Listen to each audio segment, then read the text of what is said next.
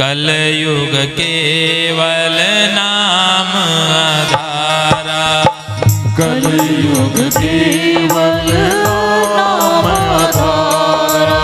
सुमर सुमर नर उतरहि पारा, सुमिर सुमिर नर उतरहि पारा। कलयुग केवल नाम आधारा, कलयुग केवल नाम आधारा। कलयुग में तो बस नाम जाप करते रहो।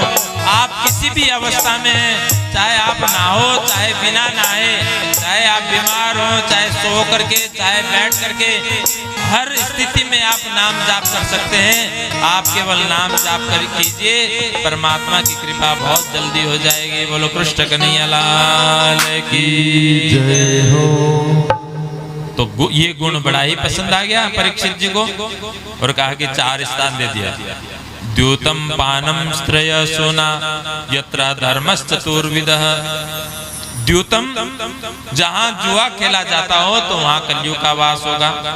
पानम, जहां मदिरा पान किया जाता है तो वहां कलयुग का वास। स्त्रेय, जहां पर परस्त्री गमन होता है तो वहां कलयुग का वास होगा।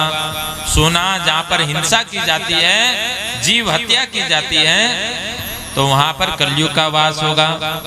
द्यूतालय, मदिरालय, वेश्यालय और हिंसालय, इन 4 स्थानों में कलयुग का वास होगा।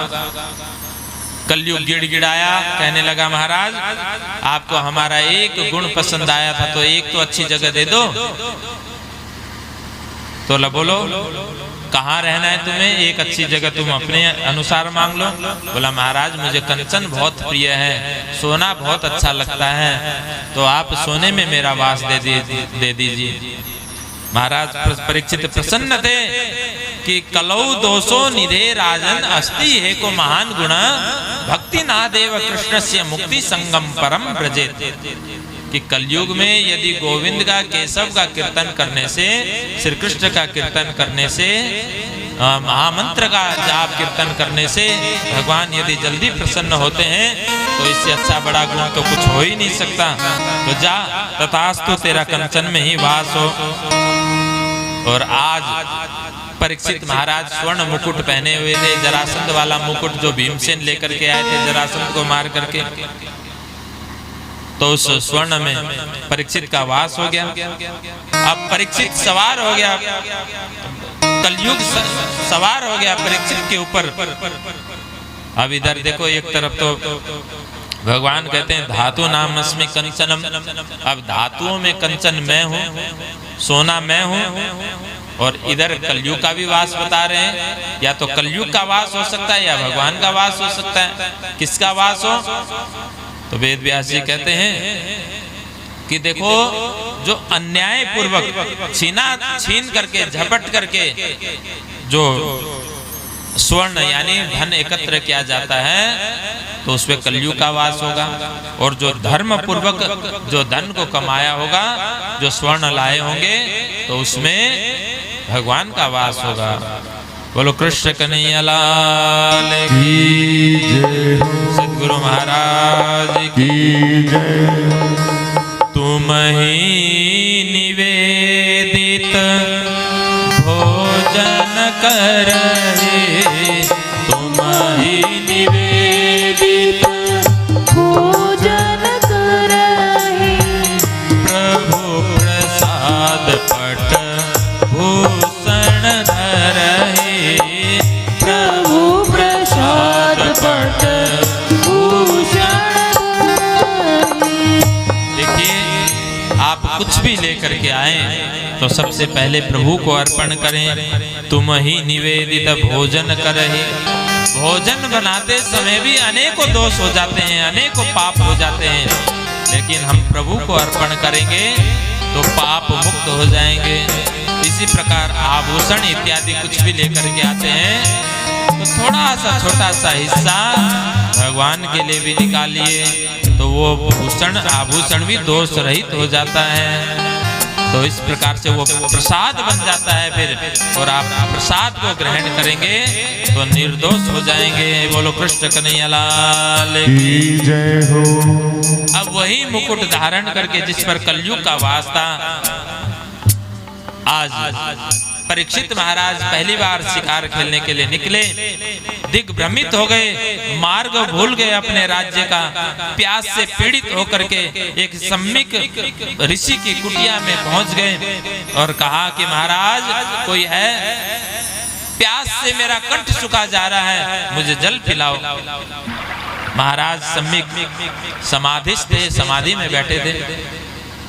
जब किसी ने नहीं सुना, अंदर आकर के देखा तो महाराज को समाधि में बैठा देख करके क्रोध आया। बोला राजा को देख करके समाधि करने का नाटक करता है, ध्यान करने का नाटक करता, अभी मजा चखाता हूँ। इधर उधर देखा, एक मरा हुआ सांप पड़ा था, गले में डाल दिया। और जैसे ही सम्मिक ऋषि के पुत्र श्रृंगी को पता चला तो श्रृंगी ने श्राप दे दिया कि जिस किसी ने भी मेरे पिता का इस सर्प के द्वारा अपमान किया है तो मैं श्राप देता हूं कि आज से 7वें दिन उसको तक्षक आकर के डसेगा। सांप के द्वारा अपमान किया है तो सांप ही आकर के उसको सजा देगा। बोलो कृष्ण कन्हैया लाल की जय। और जैसे ही सम्मिक ऋषि को पता चला, उन्होंने अपने श्रृंगी पुत्र को बहुत डांटा, फटकारा और कहा कि जाओ राजा को सूचित करो, राजा को प्रबोधित कर दो, सूचित कर दो कि श्राप लग चुका है। महाराज को जैसे ही पता चला तो परीक्षित अपने राजपाट को छोड़ करके सुखताल में पहुंच गए, गंगा नदी के किनारे। और वहां ऋषियों से पूछा कि 7 दिन में जिसकी मृत्यु होनी हो उसे क्या करना चाहिए। सब मौन हो गए। परीक्षित को कहा कि महाराज यदि 7 दिन में ही मुक्ति हो जाती तो हम इतने वर्षों से तपस्या कर रहे हैं तो हम क्यों करते, हम इतनी साधना क्यों करते। यदि 7 दिन में ही मुक्ति होती तो कोई नहीं बता सका। तो इतने में ही 16 वर्षीय सुखदेव मुनि वहां पधारते हैं। बोलो सुखदेव मुनि महाराज की जय। तत्रा भवद भगवान व्यास पुत्रो यदृच्छया गामटमानो नपेक्षा अलक्षलिंगो निजलाभ तुष्टो ऋतसवालैरवधूतवेश। बोलो सुखदेव मुनि महाराज की।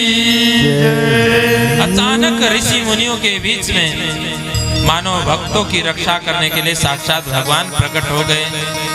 सुखदेव मुनि नहीं कहा, तत्रा भवद भगवान व्यास पुत्रो।